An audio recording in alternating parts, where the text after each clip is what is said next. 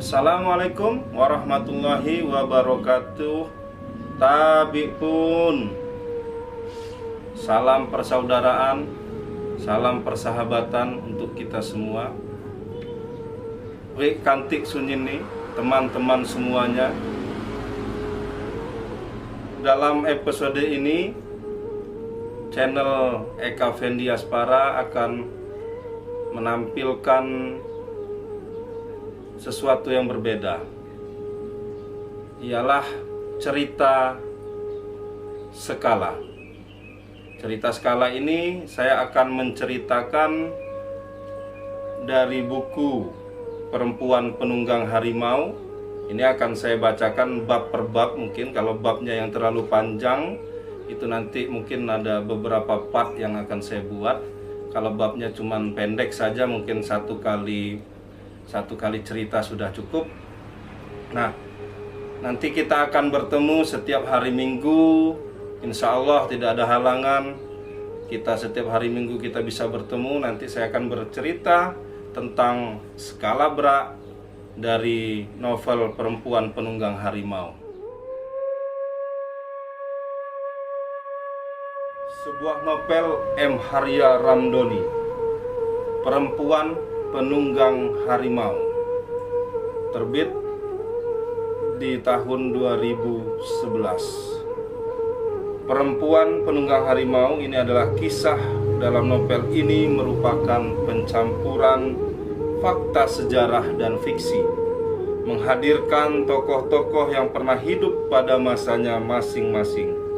Begitu pula dengan kerajaan, dinasti, tempat, aksara, suku, benda, ritual adat, panggilan kebesaran, alat-alat kebesaran, berbagai jenis kesenian dan sastra lisan masyarakat Lampung Saibatin yang masih lestari dan dapat kita temui hingga kini. Novel ini berlatar sejarah kerajaan Skala Bra kuno. Ini salah satu novel pun M. Harya Ramdhani. Bagi teman-teman yang mau mendapatkan novel ini, harganya Rp80.000. Ini belum ongkos kirim. Merah delima Bang Ahmad 60.000. Ini karya pun M. Harya Ramdhani juga. Kemudian ada Sihir Lelaki Gunung. Ini harganya 70.000. Kemudian yang baru-baru ini adalah Kitab Pernong, 75.000. Semua buku-buku ini adalah karya dari pun M. Harya Ramdhani dan bisa kalian pesan semua atau kalian beli di Homestay Piknik Liwa atau di Cikwo Cafe Liwa.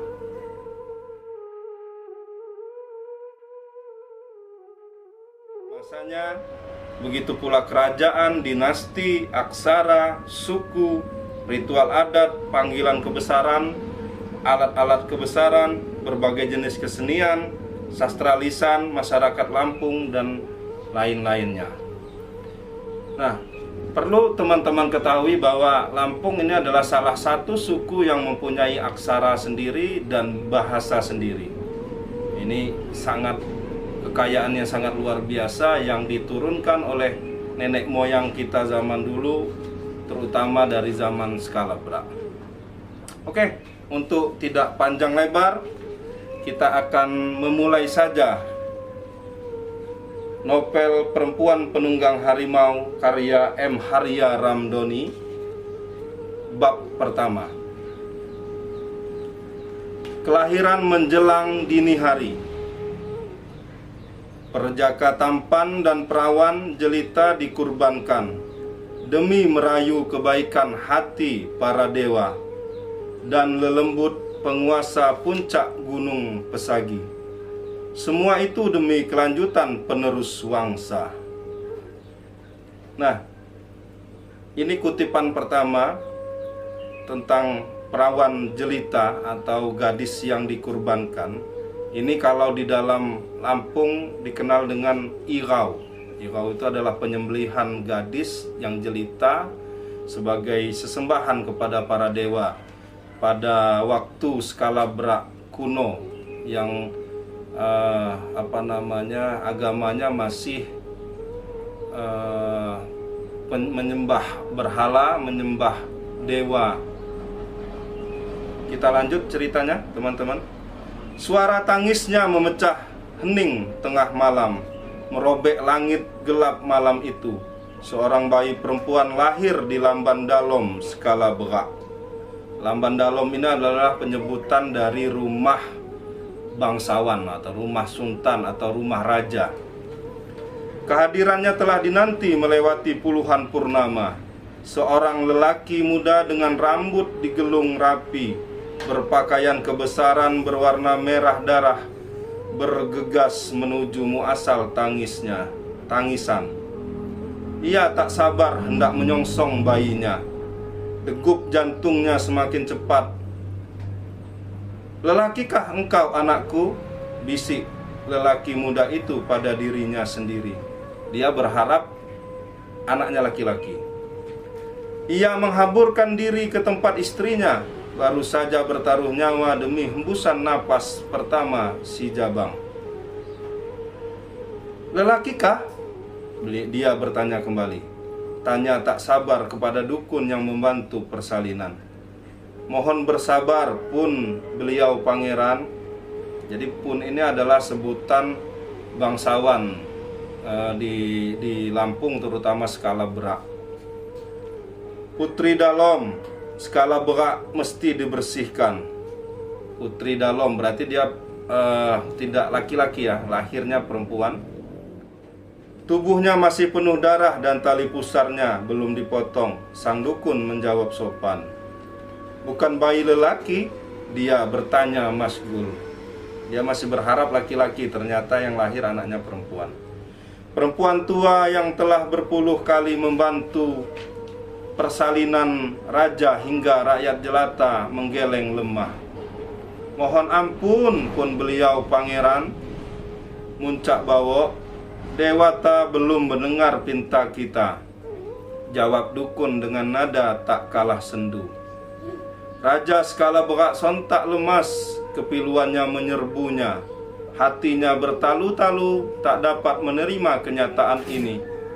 Puluhan bulan ia tak henti berdoa kehadirat dewata, penguasa Melasa Kepampang, agar perkawinan dengan Intan Galuh sepupunya berbuah anak lelaki. Betapa masgul hatinya tatkala bayi yang dilahirkan malah memupus segala harapan.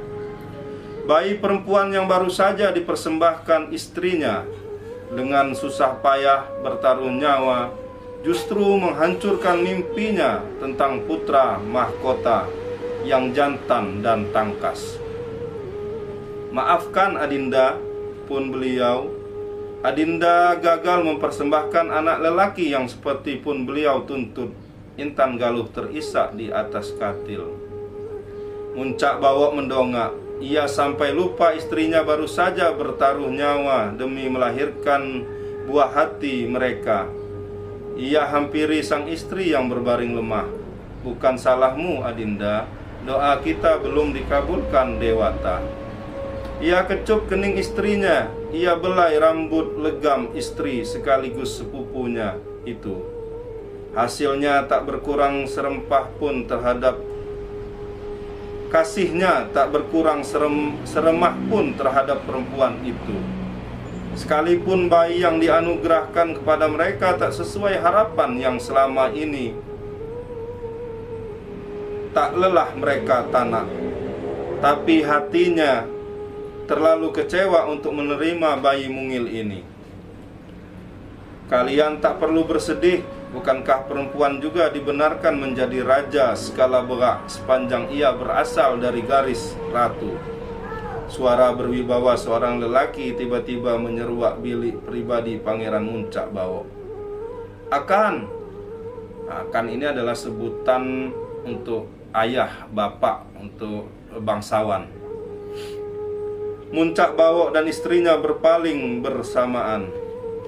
Lelaki bertubuh besar yang dipanggil akan memeluk anak dan menantunya dalam sekali peluk.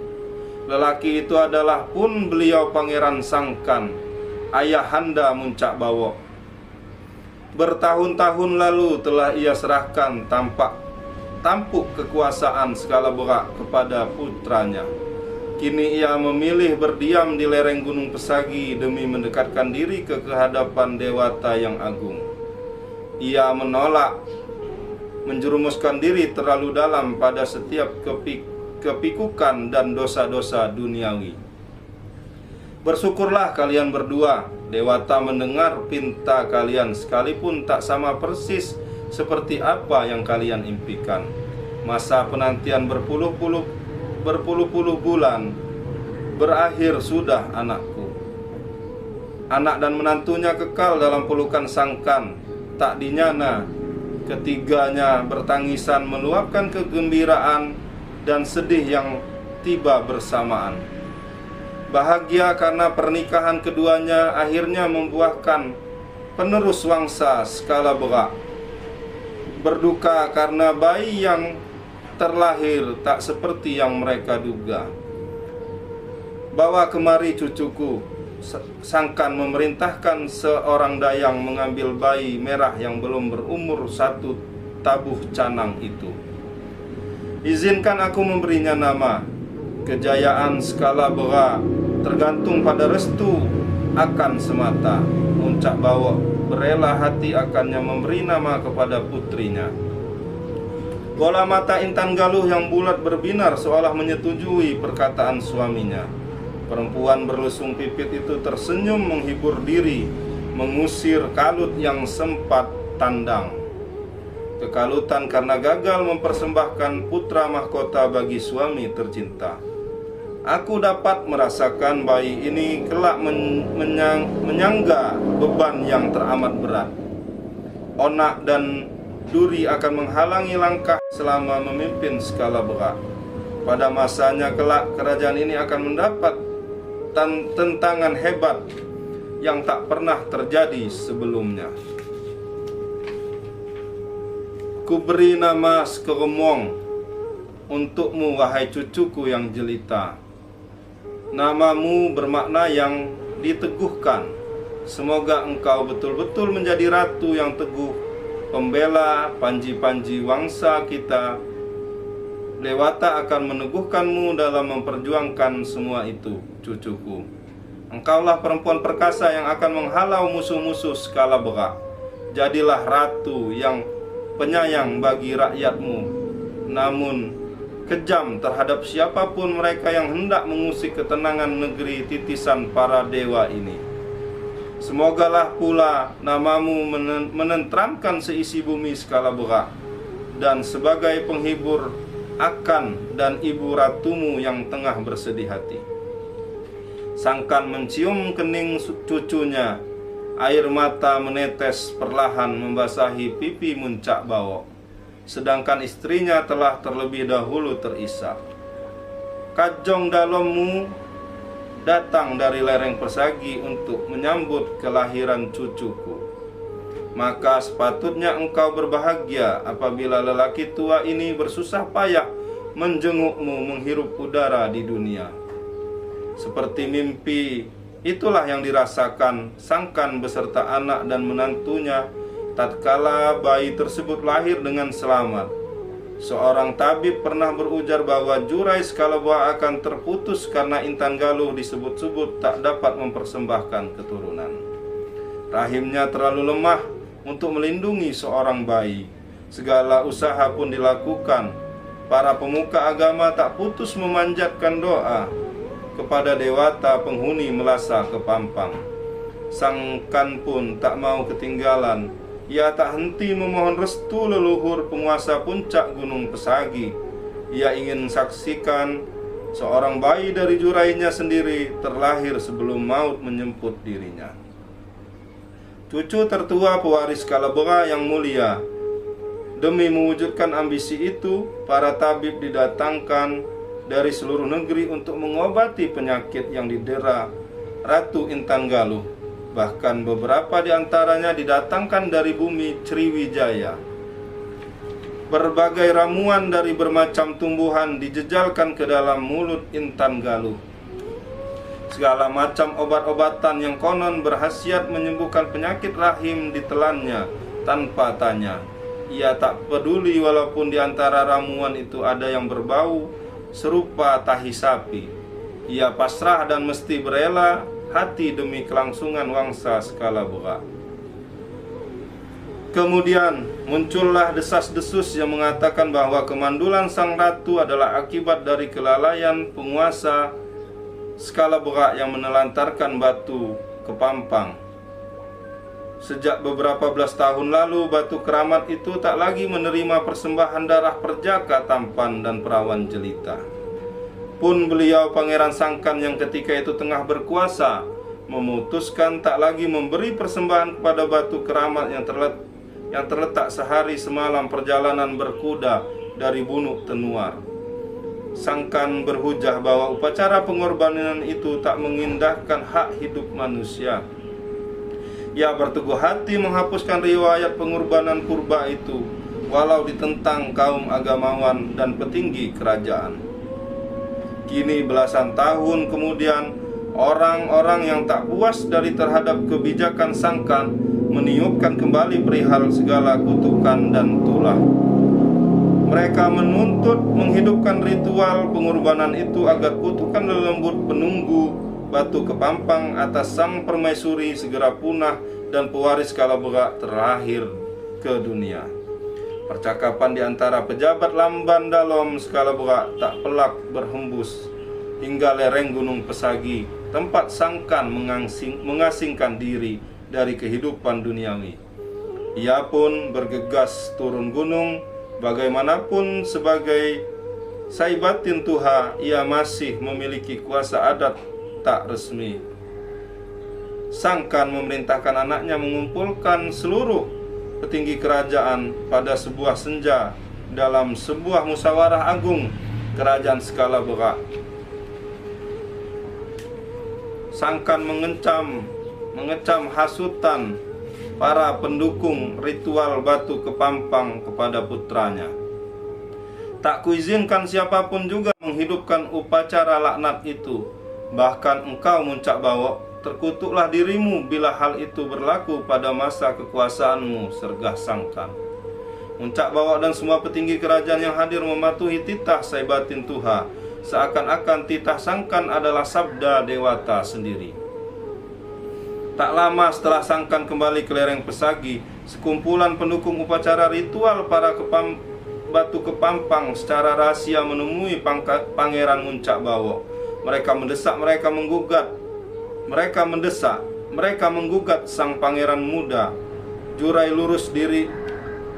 Juru dirinya tak boleh putus, atau justru kutuk dewata dan leluhur sendiri yang akan melaknat Skalabura. Lelaki muda pewaris tahta Skalabura pun akhirnya tidak kuasa menolak segala bujuk rayu para tetua. Sebagai suami dan raja, ia impikan seorang putra sebagai pewaris wangsanya. Ia juga sadar betapa keinginan itu semakin menggebu-gebu akhir-akhir ini. Dengan berat hati ia titahkan kembali upacara pengorbanan perjaka tampan dan perawan jelita pada belasan tahun jelita pada batu kepampang. Upacara purba yang telah dilupakan belasan tahun dahulu. Pasukan belantara Skalabura pun disiapkan memburu perjaka-perjaka tampan dan perawan-perawan jelita ke seluruh pelosok negeri Skalabura. Setelah melalui masa pencarian selama berbulan-bulan, didapatkan sepasang perjaka tampan dan perawan jelita sebagai korban tahunan. Rakyat menggugat ritual yang telah dihapuskan oleh Sangkan.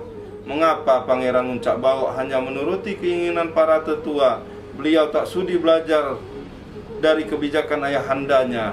Pun beliau Pangeran Sangkan, keluh seorang lelaki jelata. Demi sebuah pekon yang jauh di daerah pedalaman Skalabura, demi kemuliaan wangsa Skalabura, dan Dua buah keluarga dari kasta terendah harus merelakan anak-anak mereka dikorbankan di atas batu kepampang. Di antara hujan yang rintik menjelang malam, mereka melepaskan anak-anak mereka yang tampan dan jelita itu dengan iringan air mata. Mereka tak rela ini terjadi, tetapi bala tentara Skala tega merampas paksa kedua perjaka dan perawan jelita yang mereka kasihi itu. Nun jauh di lereng Pesagi, air mata juga menitik membasahi pipi renta pun beliau Pangeran Sangkan. Ia ingin menggugat kegagalan anaknya mengayomi rakyat, tetapi ia pun sadar kini dirinya hanyalah Saibatin Tuha yang mulai ditepikan dari urusan duniawi kerajaan. Tepat pada hari ke-17 Waisaka, 11 purnama yang lalu, sepasang perjaka dan perawan dikorbankan di atas batu kepampang. Darah muda mereka membasahi sesembahan purba itu. Ada suara leher digorok, disertai napas tercekat yang tak rela dimatikan demi kelangsungan jurai sebuah wangsa. Kemudian tubuh-tubuh lunglai tak bernyawa itu diperabukan dengan upacara yang teramat mulia, sesuatu yang takkan ditemui pada upacara kematian rakyat jelata. Sepasang perjaka dan perawan jelita ini secara badani bagaikan korban yang hina, namun secara ruhani mereka pahlawan yang menyebabkan sebuah jurai dapat meneruskan kehidupannya. Hari apakah ini? Lelaki tua itu mengusir lamunannya sendiri dengan sebuah tanya. Menjelang dini hari ke-9 bulan Kartika, akan jawab Muncak Bawo. Apakah ini tahun 1999 Saka? Sangkan bertanya gugup. Ada apa akan? Muncak Bawo malah balik bertanya. Lelaki tua itu hanya terdiam, tiada jawaban terdengar dari bibirnya yang telah keriput itu. Tangan rentannya mulai gemetar menggendong sang cucu. Sebuah firasat ganjil tiba-tiba menyerbu dirinya. Sangkan kenal firasat itu akan membiarkannya mengalir tanpa penawar. Ia tahu bayi dalam gendongannya akan menjadi korban dari apa yang dulu pernah dirasakannya. Sesuatu yang telah menjajah mata batinnya bertahun-tahun terakhir ini. Akan kelelahan, biarlah si Kindua yang menggendong. Muncak Bawo mengambil bayinya dari gendongan sang kakek. Sangkan biarkan bayi merah yang diberi nama Sekegomong itu digendong ayahnya. Segera si Kindua perintahkan para pelayan menyiapkan bilik untuk akan beristirahat. Dengan isyarat tangan ia perintahkan seorang dayang mempersiapkan apa yang dimintanya. Tiba-tiba bayi Sekegomong menangis, jeritannya begitu pilu, menyayat siapapun yang mendengar tak terkecuali Muncak Bawo dan Intan Galuh. Jangan menangis sayang, inilah akanmu menyambut ketibaanmu di dunia, Muncak Bawo berbisik. Tetapi sang bayi masih menangis pilu seraya matanya menatap langit-langit. Bilik pribadi Pangeran Muncak Bawo, seolah ada suatu yang mengerikan tergantung di sana. Muncak Bawo mengikuti pandangan bayinya, namun ia tidak menemukan apapun. Sementara bayi Sekegomong masih terus menjerit, membelah udara gigil lewat tengah malam di Bunuk Tenuar. Mengapa kau menangis begitu pilu anakku? Jangan kau buat akanmu gulana. Kau haus Sekegomong? Bisik Muncak Bawo sambil menyerahkan bayinya kepada istrinya. Perempuan itu menempelkan buah dadanya ke mulut sang bayi. Namun bayi itu tak sedang dahaga. Ia kekal melolong. Kedua bola matanya terus menatap tajam langit-langit bilik pribadi Pangeran Muncak Bawo. Muncak Bawo dan Intan Galuh mulai merasa aneh menyaksikan tangisan bayi mereka yang terdengar tak lumrah. Perasaan masgul dan khawatir mulai menyerang pasangan muda itu. Ada sesuatu yang ganjil mengiringi kelahiran putri mereka, sesuatu yang tak terbaca oleh mata biasa. Tapi mereka berdua hanyalah raja dan permaisuri muda tanpa kebiasaan yang luar biasa. Hanya Sangkan seorang yang dapat menangkap isyarat rahasia itu. Ramalan mengerikan yang disimbolkan oleh angka tahun kelahiran Sekegomong demi menjaga ketentraman Saibatin Tuha Skala ini memilih diam. Ia tak mau makna hari ke-9 bulan Kartika tahun Saka 999 tersebar ke seluruh penjuru negeri.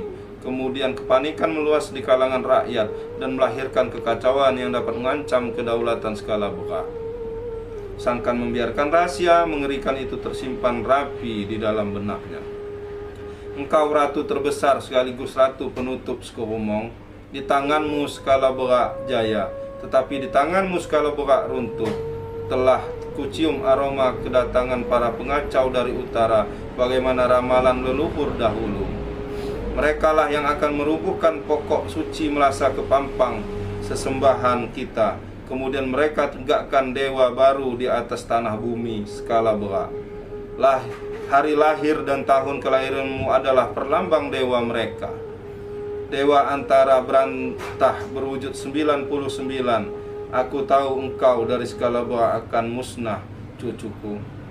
Tetapi aku pun yakin bahwa kau tak akan tinggal diam mempertahankan harga diri kita hingga titik darah penghabisan. Sangkan membatin di atas katil, ia bawa rahasia masa depan keperaduan. Ia biarkan isyarat mengerikan itu membebani dirinya hingga ajal menjemput. Pagi pun datanglah membawa serta sekerat isyarat aneh yang tak pernah terjawab oleh Muncak Bawok dan Intan Galuh. Sementara dari dalam bilik pribadi Raja Skala Berak, jerit tangis bayi Skomong masih terdengar menambah risau seisi lamban dalam Skala Berak. Putri dalam yang telah lama dinanti hadirnya malah membawa kepanikan. Bayi Skomong tak henti menangis hingga bertabuh-tabuh canang kemudian.